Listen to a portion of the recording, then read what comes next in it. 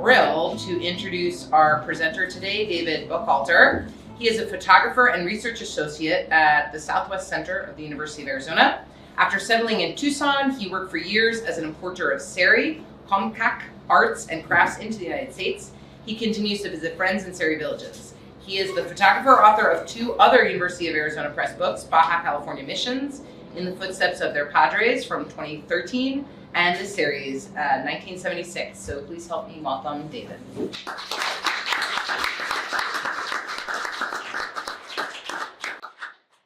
Well, thank you all for coming. It's really a pleasure for me to see all these interested faces out there. What I wanted to start off with is a brief glossary to give you some of the names, like Seri. I mean, does anybody here know where the word Seri came from? It took me a long time. I had to do some digging, and I found a book written by a Mexican author, a linguist. His name is Horacio Sobarzo. And in 1966, he published a book called Vocabulario Sonorense. And in that book, he says Seri came from the Opata. Have you heard of the Opata? Mm-hmm. The Opata, they're an extinct Sonoran group. And one of their words was Seri, which means fast runner.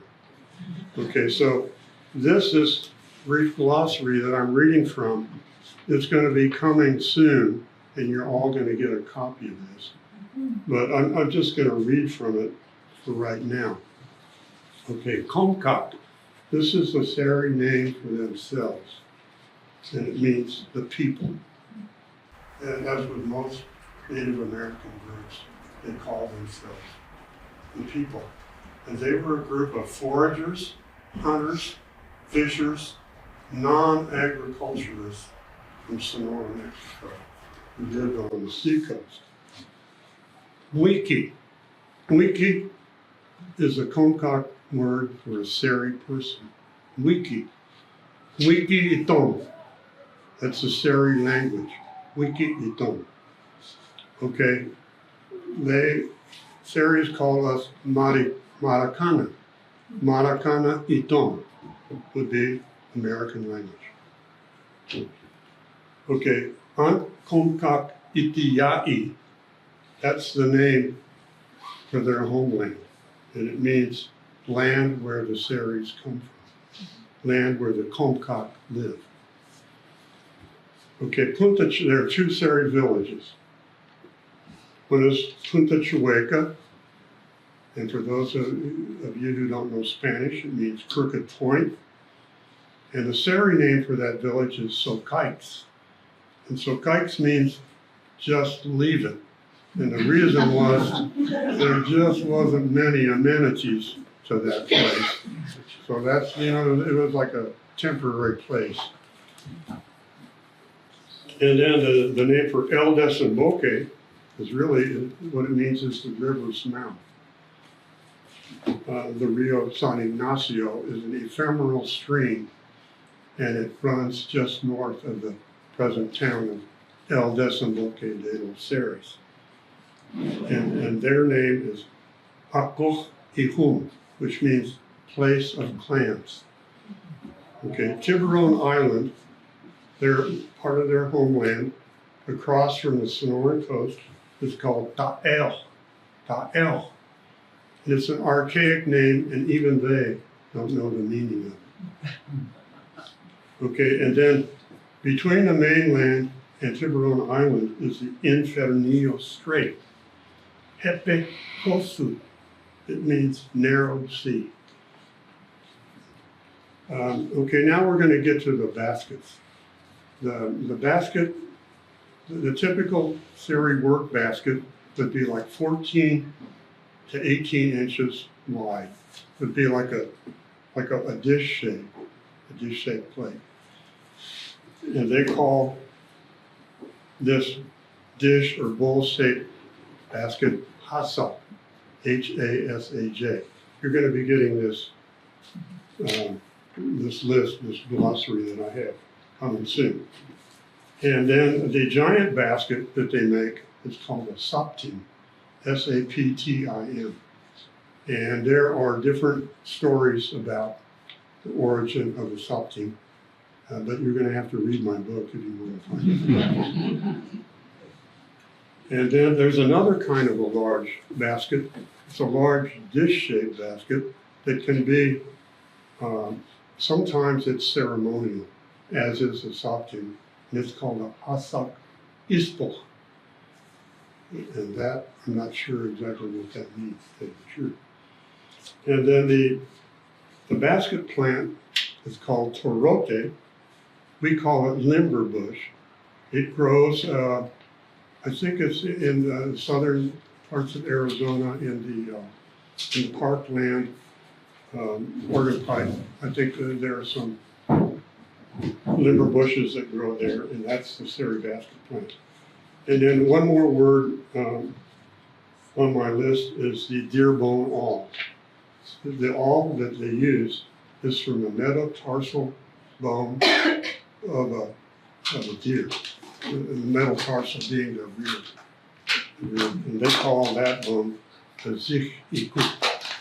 That's the name of the. Okay, and what I have here, and you're going to be getting soon, this is a map. And it's a map that shows how for 50 years, it shows the route that I took to go from Tucson to Seri Coast. Can you see it there? So it goes to Hermosillo, and then over to the coast. And then I took a back road, all dirt roads, that went up through Caborca. Up through Caborca, Altar, to Sassafras, and then back to Tucson. I haven't taken that road for over 20 years because Caborca is a narcotics place, and so I don't go that way anymore. Okay, let's go to something else. I want to describe my book.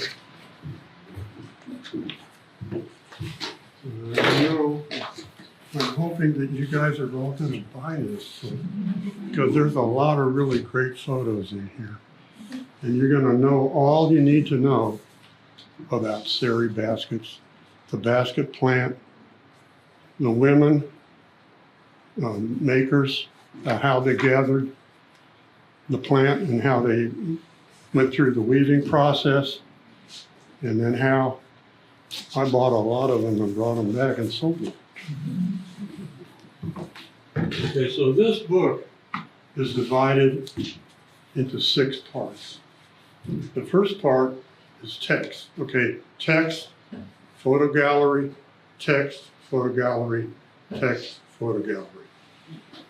The first part is the text, is my introduction, where I explain how I started, how I got there, how I worked my way into the village, and how I kept going back for over 50 years. And I'm still going there because it is such an incredible place. And the people, it's like people anywhere. Sometimes they can grate on you, right? But overall, they're really pretty wonderful. And okay, so I'm telling about my experience, how I got there, how I dealt with the people. And the next part is about the text is the Seri homeland and lifeways of the past. So I'm explaining about the terrain and how the Seris of the past used to live, how they harvest the desert plants, how they harvested the sea, and how they got water. Because the main problem in an area like that where they get 4 to 5 inches of rain a year is how do they get fresh water? And I'm still amazed. I still don't really understand how they did it. Okay, so Then we come to the gallery one of historic images. And I start off with black and white images, photographs, historic photos that were taken going back to 1894, 1904, 1921. And these show Seri baskets as they were being used 100 years ago.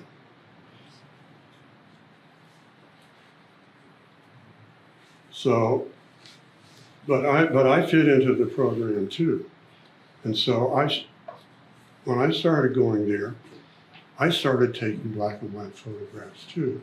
So I add some of my early black and white photographs into the string of historic photographs. And then I show some of my early color photos.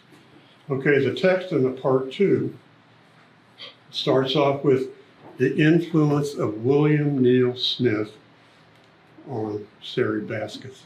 William Neal Smith was an anthropology grad student here at the U of A. And in 1944, he went down in one of these international harvester. He had a 1931 international harvester, and he drove down to Hermosillo and then over to the coast. And he met an old-time Seri named Chico Romero, who took him across to Tiburon Island, and he met a small village of people who were living there.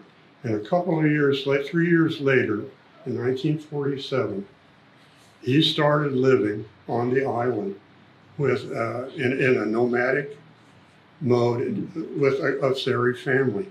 So during the late 40s and early 50s, William Neal Smith was living with a Seri family, traveling around, walking on the island, living in the old ways. And he had his camera. He was a terrific photographer.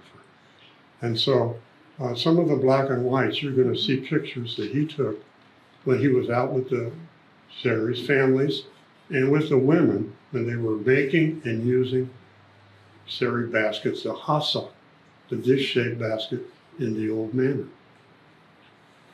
Okay, and then next, there's going to be a section of text on the investigations of Edward Moser and Thomas Bowen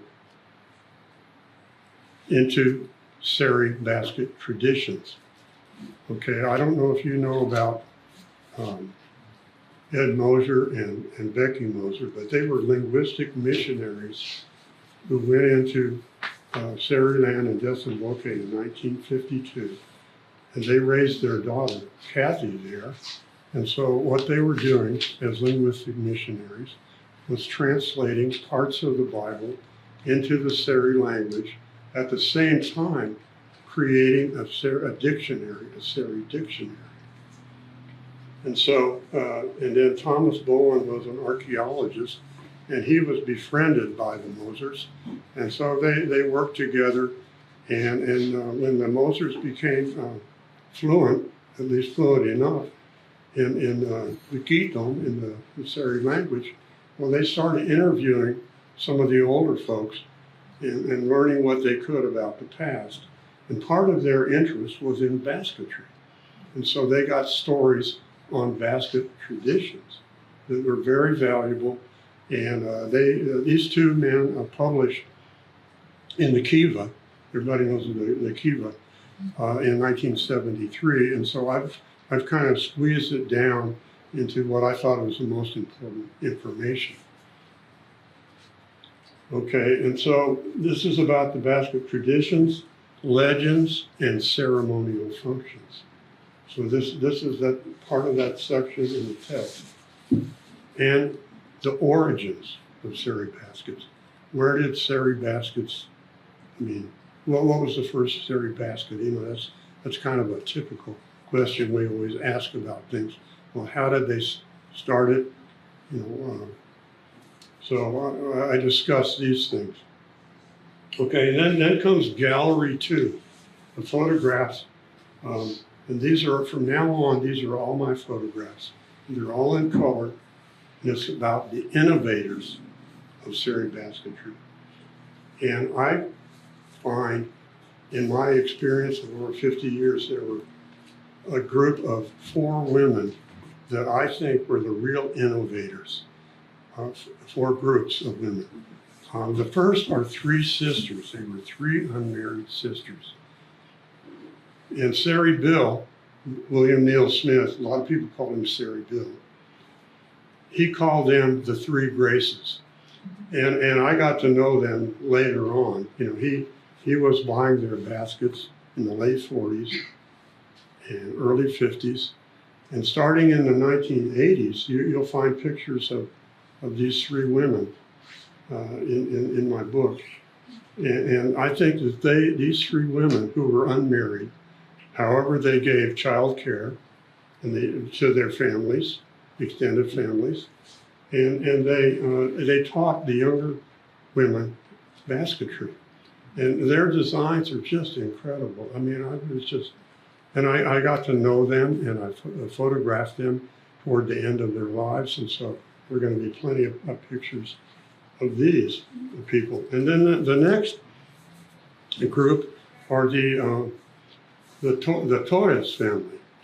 And actually the leader, the matron of that family was Elvira Valenzuela.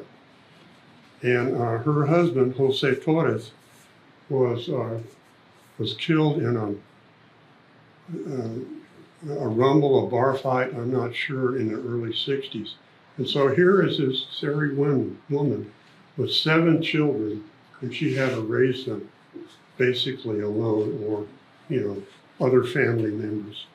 I mean, I admired this woman immensely. And her 4 daughters were fantastic basket makers. So there's a section about Elvira Valenzuela and her daughters showing some of their baskets. And then there's Ernestina Morales. And she recently passed away. Ernestina was one of the first women who made the Soptium, the great, the very large, the giant basket. And there are pictures of her showing some of her basket designs. And then the last woman is Aurelia Molina.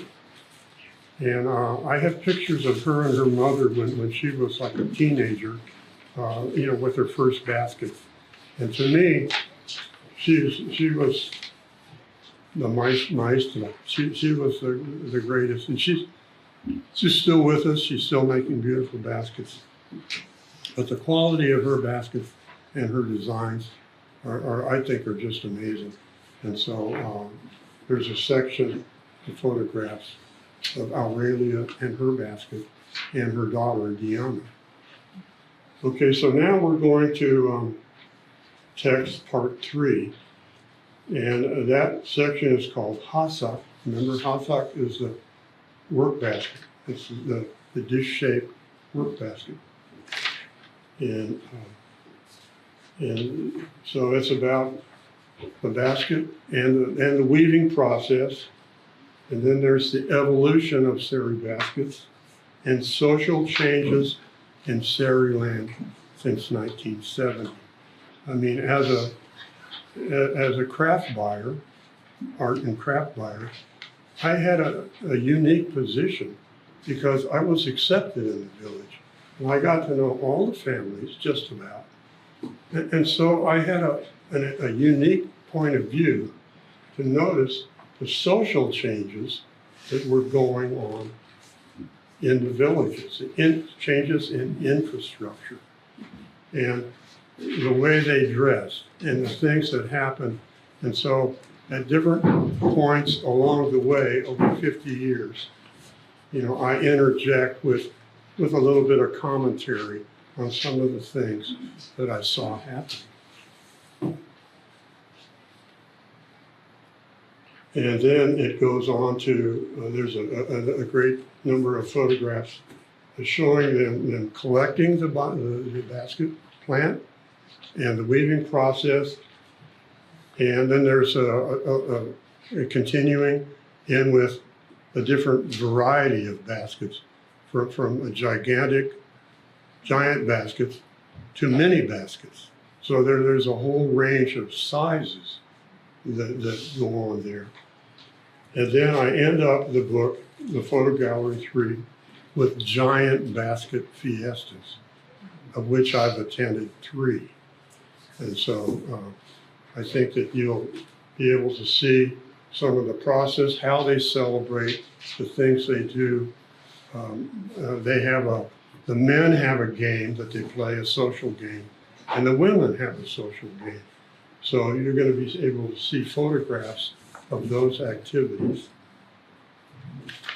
Okay, everybody has the map. Let's go back to the map quickly. Okay, you can see Tucson highway going down to Hermosillo. It's about 225, 230 miles. And back in the old days, it was a 2-lane pothole. It was actually horrible, very dangerous. Some of you folks out there, you've been on that road and you know how it was. Now it's a beautiful 4-lane highway that just, you can zip right on through. Okay, so, and then from Hermosillo at that time, and still, it's a 2-3-lane highway. It's 60 miles from Hermosillo to Quino Bay. And one thing I didn't mention, and I didn't show on this map, but go about halfway, and there's a little town, it's called Calle 12, and just beyond that, in 1976, they built a paved road all the way up to Puerto Libertad. Okay, and this was on the east side of the Sierra Seri, of the mountains there. And the reason they built that road, because they have a thermoelectric plant at Puerto Libertad that they were building. Thermoelectric, they brought in oil by tankers to fuel the plant, and it sent out electricity to northern Sonora. So that there are actually 2 options after 1976. But if you look at the map, you can see Punta Chueca from Quino is about 19-20 miles. And until 10 years ago, it was all dirt road. But they finally paved it.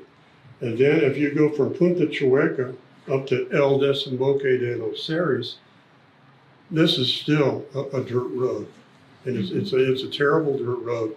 And when they first built it, you know, they graded it, but on the first rainstorm, where the arroyos cross the road, well, they're just totally washed out. And actually, to me, it's kind of a good thing because, you know, it keeps everybody out but the hardcore. And so that's, to me, that's a positive. Okay, and so then you would continue up from Punta Chueca up to El Desemboque de los Seris. And then there is a dirt road. It goes up to Puerto Libertad, and then dirt road all the way to Caborca. And from Caborca to Altar, there was pavement. And then from Altar to Sasabe, it was 60 miles more of dirt road. And so what I used to do back in the old days was make a round trip. I'd come back, I'd go in through Hermosillo, and I'd come back through Altar and Sasabe. But as I mentioned before, because of the drug traffic around Caborca, you know, I haven't been that way for 20 years. And I've been advised not to go there. Okay, so I hope I've been informative here.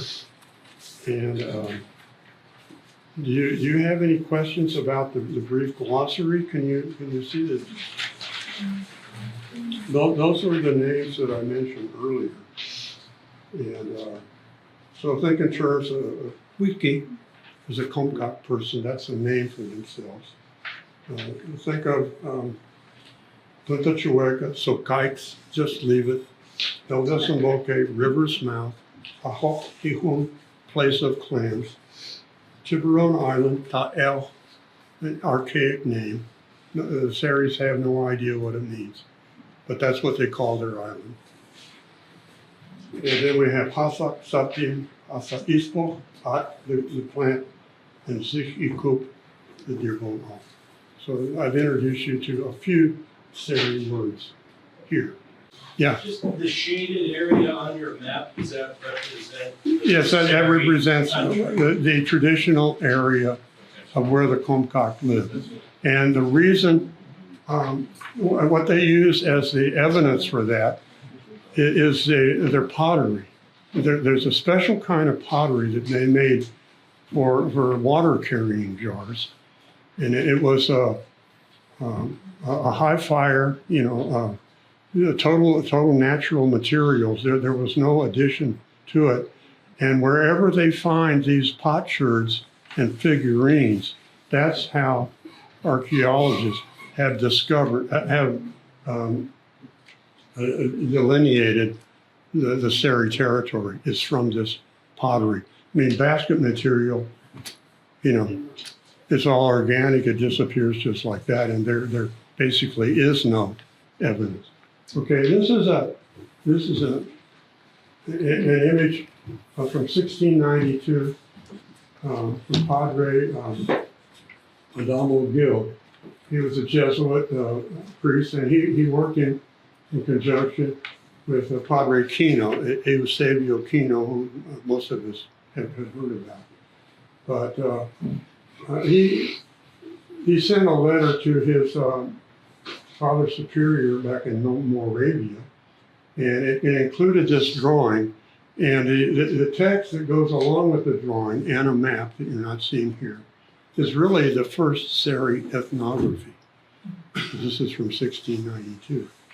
Okay, so what we see here, we can see that we have a bare-breasted Seri woman. She's got a child, a couple of men. One of them is wearing a shoulder yoke. The headwear we can't see, but the basket is what's important. And it's hard to see it, but there's a baby in a cradle board inside the basket. Okay, so this is really a total misrepresentation of a hasak, of a Seri work basket. And I mean, these Jesuits, they were all over the map. And maybe Padre Gil got things mixed up. I mean, to me, this is more like a yaki palm basket. And so, okay, next one. Okay, and this is a photograph by Charles Sheldon, the big game hunter, who was in there in 1921. And it shows the typical bowl shape, shallow bowl shape of a hasak basket.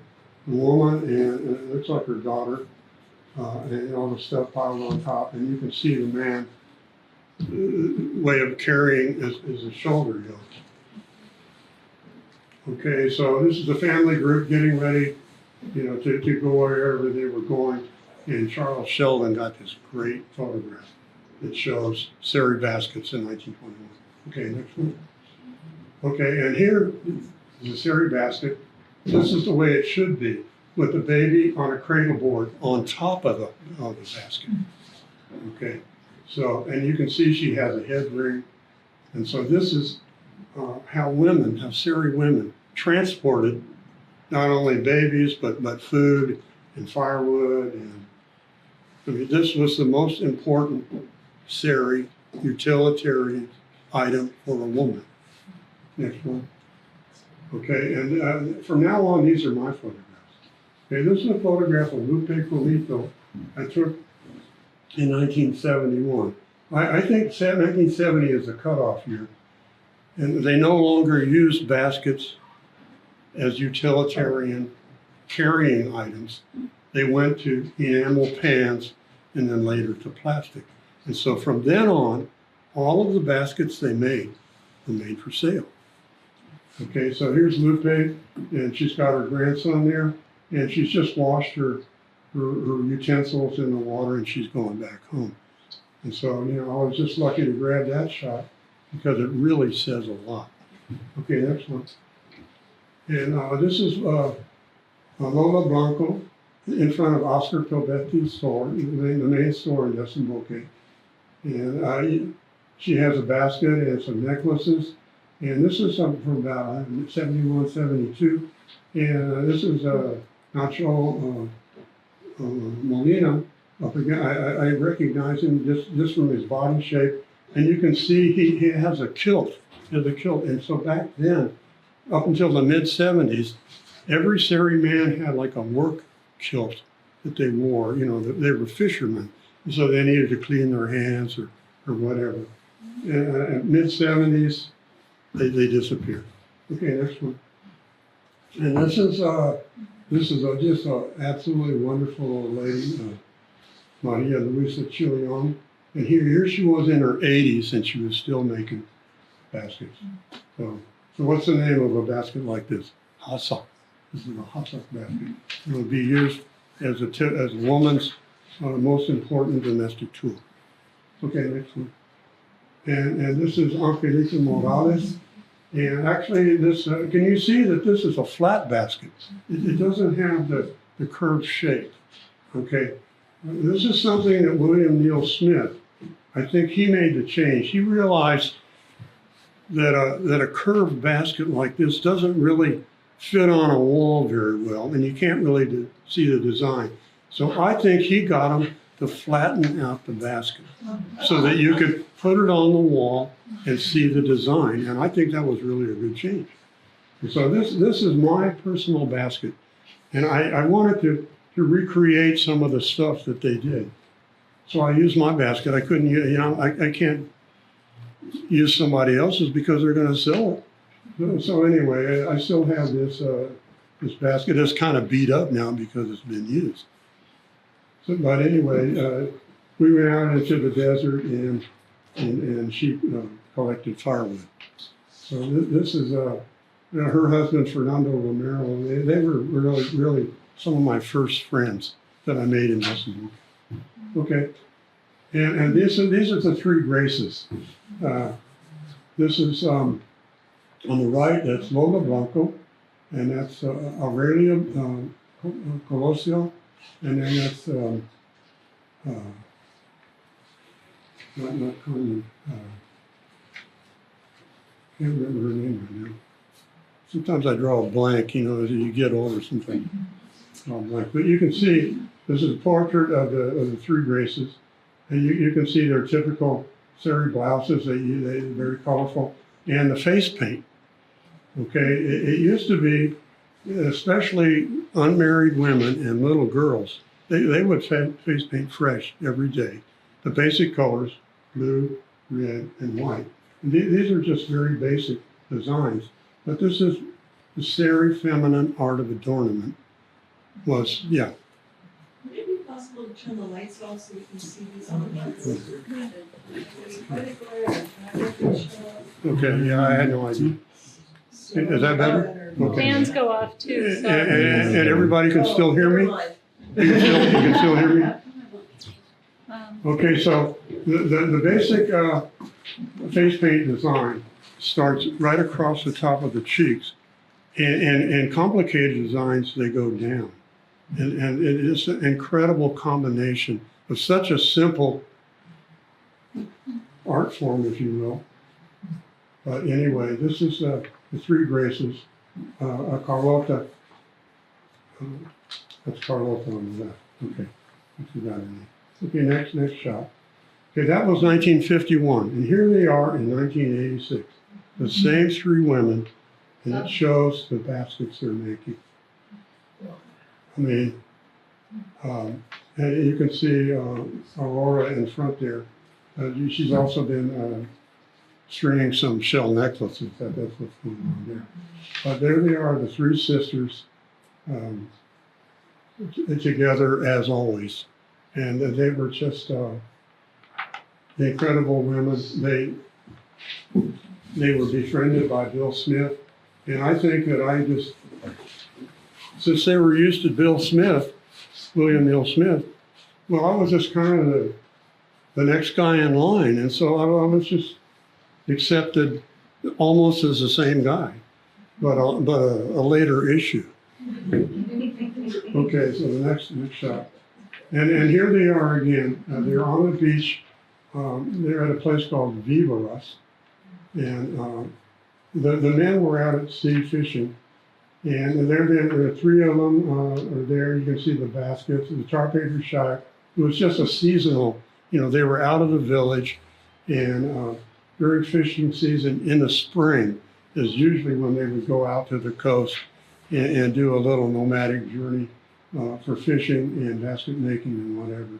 And that's the Sierra Seri behind. This is all on the mainland. And then there's Carmen Diaz and there's Maria Hofer and I'm not sure who the little kid is. But anyway, this was about 1980. So this is over 40 years ago, this picture. Next one. And this is Elvira Valenzuela. She was, I told you a little bit about her before. But her and her family, they accepted me. And her four daughters were great basket makers. Here we have Cardone and Giants being depicted on this basket. And her son Armando was a great ironwood carver. So usually when I rolled into David after the early days, I usually ended up at their place because I wanted to see the baskets and the wood carvings. And then I would kind of, make the rounds at other families to see what they had. Okay, next shot. And these are two of her daughters. And that's Lola Dolores, and that's Angelita. And that's her granddaughter, Rosie. And this is in Desemboque, maybe about 1990. And you can see the basket materials, the bundle foundation or the long strands there. And then the stitching splints, you can see the amber and the black and the white. And so I had them lay everything out for me there. I like this picture because it shows the materials really well. Okay, next shot. And this is Ernestina Morales and her mother, Lupe Comito. And this was in 1979. And actually, the Soptin is a revival basket. Elvira Valenzuela in 1973 made the first one. And she made the first one based on on oral tradition, on a story about giant baskets. So I never got to see this one finished, but anyway, Ernestina was the second one to make a Soptin. Okay, next one.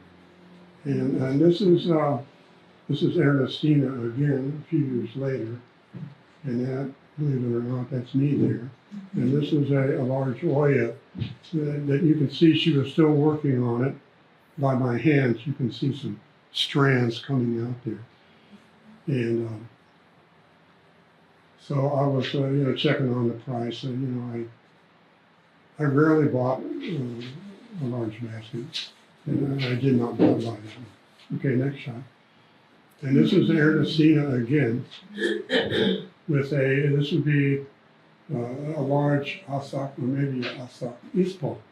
And that we're looking at across the Tiburon Island, and those are the central islands, the central mountains of Tiburon Island. So I like that view because it shows this wonderful basket maker her work. And it gives you an idea of some of the landscape. Okay, next shot. And this is the next woman that I mentioned, Aurelia Molina. And that's her mother, Andrea Romero.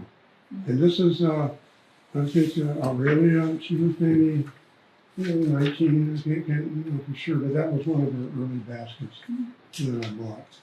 And so I have a series of about 8 or 10 photographs of her and her work in the book. Okay, next picture. And this is Aurelia later on, and her daughter Diana. And you can see, I mean, look at the design there. It's just really, really amazing. So she did both non-representational and she did, humans and different animal forms. But she never made a really big one. she concentrated on baskets that she could do maybe in 2 or 3 months. So, and I have to admit that Aurelia, she was a very popular basket maker. I found an aficionado from Colorado Springs who was a basket collector. He just loved the basket. And for 12 years, he bought every basket that I brought back from Aurelia and from some of the other basket makers too. Okay, next one. And now we're going out into the desert doing a little collecting. And you can see the situation. You know, there's some cardone, cacti, and the mountains behind. And this is outside of Desemboca. This is 1983 about this. Okay, next one. And this is Aurelia Molina, and she's collecting. That's the charote, the limber bush. And there's an organ pipe there in front, and there's a cardone in back. So we're out in the desert, and she's collecting the stems for basket making. Usually, you know, thin, flexible. Those are the stems that were selected. Okay, next one. And here's it shows Angelita, and she's making a test. She's taking the tip of one of the stems, and she split it down the middle. And if you bend them both over and touch the stem without breaking, that was considered flexible enough. So that's what they did. That's how the women made a test of the plant. Okay, next one. And this is Alberto Molina, and you can see that she's bringing back some Tumamoc stems, and these stems have leaves on them, so they collect them any time of year, with leaves or without leaves. But the most important thing was the flexibility test that they made. Okay. And here's Elvira Valenzuela. She's got a bunch of stems, and she's burning them. And the reason she's burning them is to separate the bark from the core. So she's going to split them apart, strip them down. Okay, next one. And there she is. You can see on the left, she's got the bark and the pithy core from which the bundle foundation and the stitching splints are going to be made. And so that's Elvira Valenzuela. What an incredible woman she was. Okay, next one. And here to show some of the stitching splints that are dyed. This is the yellow dye that I told you about. It comes from a flower, crushing the flower of a plant. And then the darker is the store-bought acrylic dye. And then the next one is a little bit lighter, and it's the stitching splints made from the old way, the old method, using mesquite bark and other ingredients and smashing them up and then boiling them. And then we have from the a plant that came from the root bark. It shows the reddish brown, and it shows that you can make different color variations by whatever concoction you put into the dye soup. And then there's the pure stitching splints to the right. Next one. And here we have Angelita Torres. She's got the deerbone awl. She's got the stitching splints all called up, and the bundle foundation. And one more thing about her blouse. The traditional Seri blouse is usually a solid color with pinstriping up and down and across the way. And this is what's called the traditional Seri blouse, which probably they started making maybe in the 20s or 30s. I can't say for sure. They used to wear them every day, and now the women wear them for special fiestas only. Okay, next slide. And here we have, there are two starting knots. This is the square knot start, where they have 4 stitching splits. They fold them over, and they form a square knot. And then they pull them all together, and then they start stitching into it. I can't show everything, but in my book, you can see the different stages of this going on. Next shot. And this is what they call the overhand knot start. It's 4 stitching splits that are just simply tied into a knot. And so they pierce that, and then they bring the loose strands together, and they stitch around. Okay, good shot. And here we have a basket in process. If you're going all, you can see the stitching split coming around, being pulled through. The razor blade used to cut off the end. Okay, next shot. And this is the amazing Aurelia Molina working on the basket. You can see that she's always they always sit on the ground, on the floor, a blanket or something, a piece of cloth, and they sit down. And they only work in the day, they do not work at night. And there is kind of a taboo about working at night, and also washing their hands that have been soaked, where basket materials have been soaked. So they don't do that. Okay, so the next shot. And then they do, this is work of Martin Monroy, and these are the mini baskets that they make. And it's just, to me it's amazing how they do it, but there are a few women that specialize in making mini baskets. Okay, well, and this is during Seri New Year, because Seri New Year, which is, this is the interjection of the Mexican government. They help support this, and you can see it's from June 30th to July 1st. Believe it or not, it's the hottest time of year. But the Seris, they gauge the new year by the fruit harvest. And so this is when, they have 4 different columnar cacti that give these delicious fruits. And this is when 3 of them began fruiting. And so it also has to do with the stars, with the alignment of the stars. But anyway, they have a 2-day fiesta, and they do dancing and traditional things. And you can see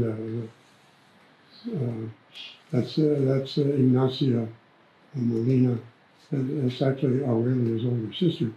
And those are products of her and her daughters. She has 3 daughters who are excellent basket makers.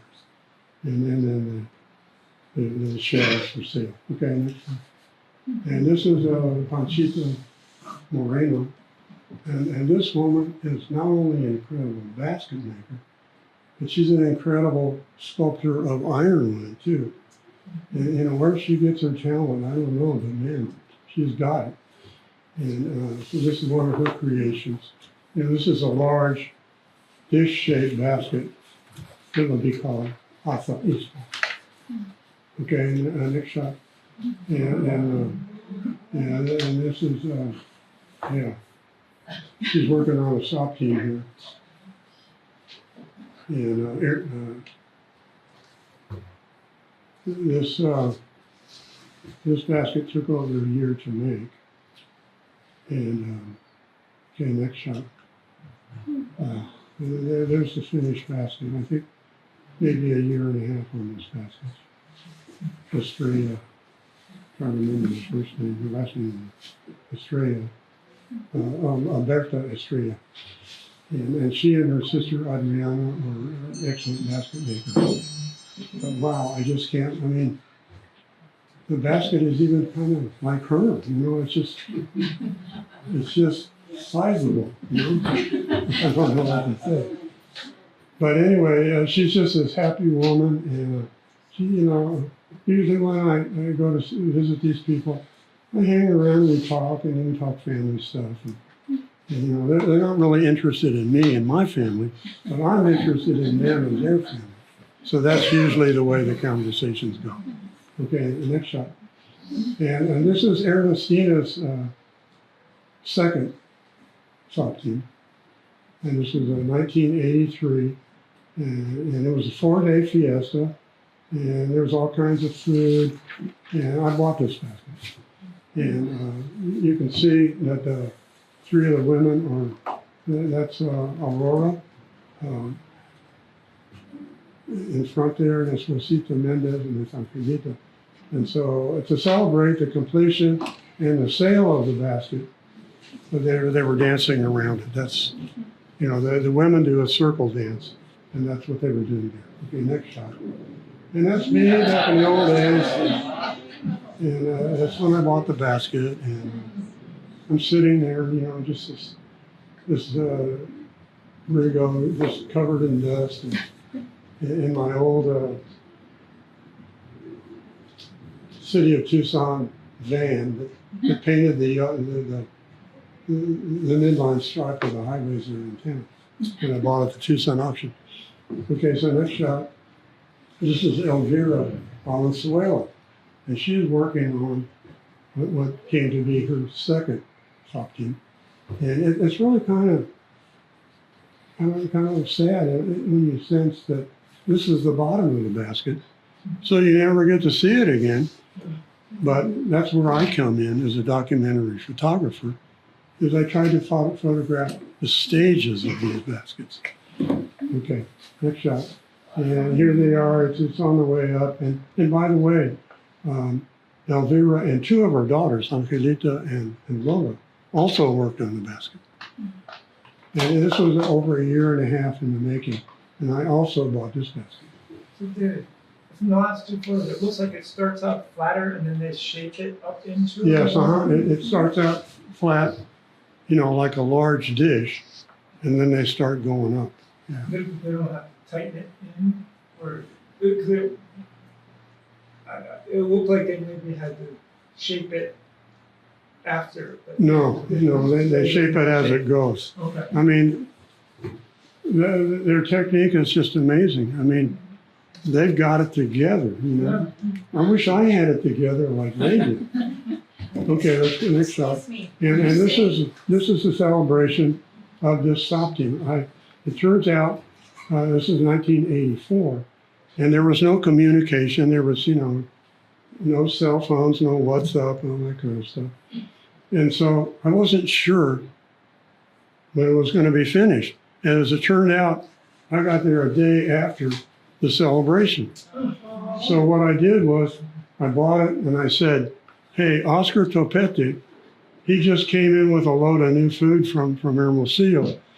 Let me buy food for 1 more day. And that's what we did. And so we celebrated in the town, and then an elite group of us, we loaded up in a pickup truck and in my van, and we went out to a place north of town, and we celebrated. And so we have, a rattle, a singer and a rattle, and then we had Chico Comito on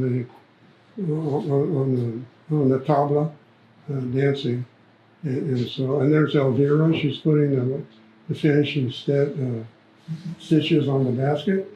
And that's Manuela and Manuela's new baby. And then off to the right, there's some of the kids are playing the circle game. Okay. Yep. And then this happened in 2009, which I guess isn't that long ago, but by contrast to say the 1970s. But this is Maria Luisa Molina on the right. And this is what we call the azaísmo. And this is a basket that she made, and she decided that she wanted to celebrate it in the traditional way. I mean, many times they'll make a basket like this. They just want to sell it as quick as they can, and they don't celebrate it. But Maria Luisa decided she wanted to. And so they did, in a 4-day fiesta. Okay. And as part of the fiesta, you can see that a sea turtle is part of their native diet. And what has happened here is the throat has been slashed and the guts have been pulled out. And then they build up a fire on top. And then they cut around the plastron, kind of like opening a tin can. And the meat that is cooked is right along the plastron, being the underside of a sea turtle. And that's the most delicious meat. And I can tell you from having eaten it several times, it is delicious.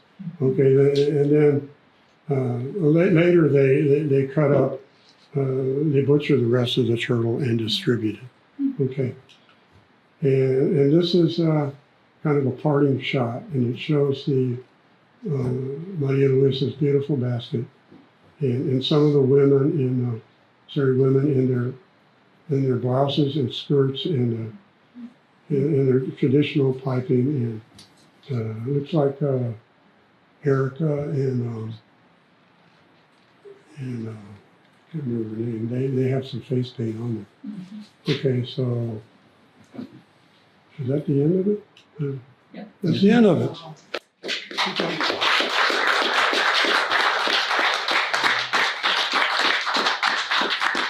So what do you think? Do you feel like you know more about the Seri basket now? I can't thank you enough for coming. Yeah. Yeah, so earlier were you saying that mother and some daughters worked together on a basket? Yes, at different times. Okay. You know, I mean, they would, a relief daughter would come in and do some stitching, yeah. And they were, so it was mainly Elvira. It was her design. And then her daughters, Angelita and Ana, they both worked on it. And you'll see some, in my book, there are some photographs that show some of the other women working on that basket. I was just wondering, because I thought that it might be somewhat akin to knitting, where, in a sense, your tension with wool varies tremendously depending on who's working. Well, there's no wool tension in Torote. But there's the thickness of the coils that are used. Yeah. Does that vary in the basket? Yeah, it varies. I mean, that's up to the basket maker, and there is a description of that process in my book. But basically, they try to maintain the same width throughout the basket. Oh, okay. And so, if you have a smaller basket with smaller coils, tighter coils, well, the stitching splits are going to be narrower. Yeah. But if it's a larger basket, they're going to be wider. Yeah. So yeah. Thank you. I have one really short question and one medium. The shorty is what's the size of the Seri population that's living in this region? And then the medium question is, do the men have any role in the basket making process, or even in historically in using the baskets? Like, do they use them for fishing or anything? Let's see. The first question was Population. Population. Okay. 2 villages. Punta Chueca, approximately 800 people. Desamoke, 400 people. But there's been a lot of mixing because a lot of Mexican fishermen have moved into the villages. And so, we have mixed offspring. And so that waters down, for one thing, the language. And to me, what really keeps what I've learned from the Seris, from the Comcaac, is the real fabric that unifies the people is the language. And if you lose the language, I think you, in a way, lose the culture.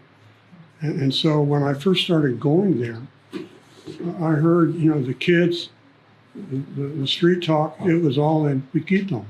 It was all in Seri. But now it's all in Spanish. And there are certain families, that haven't mixed. And so I think that they, you might say, maintain the purity of the language because they maintain the purity of the blood and of the stories of the oral tradition. And so those are all factors that are involved. And so, I mean, even when it comes to basket making, I mean, all the young girls, I mean, they have a cell phone, you know, and they're on it all the time. You know, they're on Instagram. That's how I connect with about 60 or 70 series right now. Is they're my followers on Instagram, so I find out some of the stuff that's going on.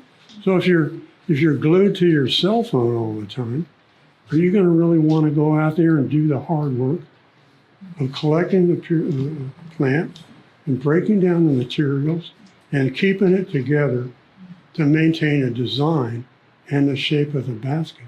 I mean, it really takes discipline to do those things. And so, I don't know, you know, I don't know how many more times I'm going to get to run around the track. And so, what happens in the next 10, 20 years, I mean, I don't know. The ceremonies that are associated with the large baskets. Yeah. Now, are they like coming of age ceremonies or quinceañera ceremonies, or are they separate from all of that? Well, of course, it centers around the family, but if it's a big thing like that, everybody's invited. And so it's up to the people that live there whether or not they're going to come. And if there's a lot of free, good food, you better believe they're going to come. And so, you know, that's the way it is. But for me, it's just been an amazing time, and I'm still going there. And I have other projects I'm working on now. And I'm interested in how they lived in the past. And so I've been, for the last 10 years, I've made a lot of trips to Tiburon Island because I want to know where the water holes are. I want to know the pathways. I want to know the names of places. I want to know the campsites.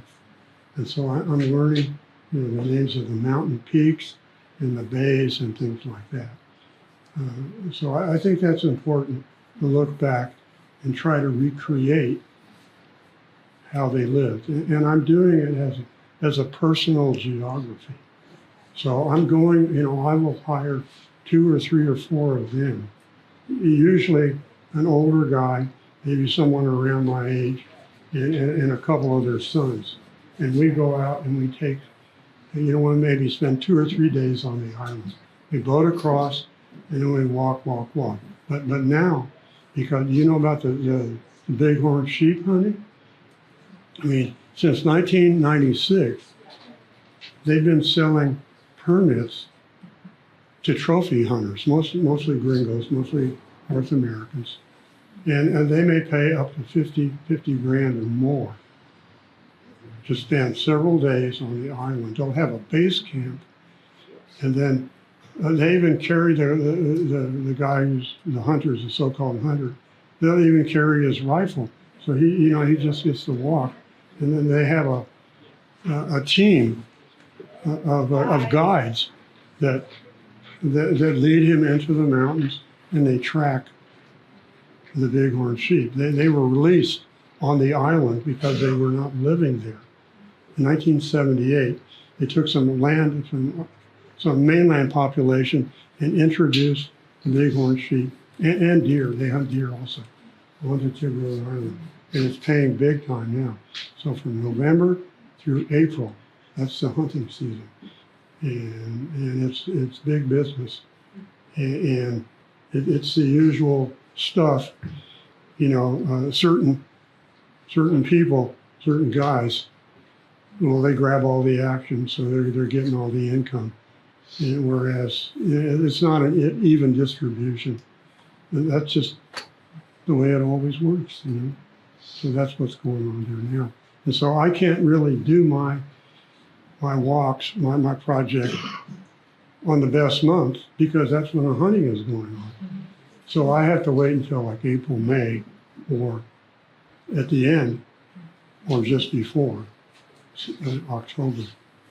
So I can't go down during the best months, and I'm not a spring chicken anymore. And so, you know, I don't have the energy and the stamina that I used to have. But I'm still out there trying because, you know, I'm really having a good time doing it. And I really like the people. And look at the results.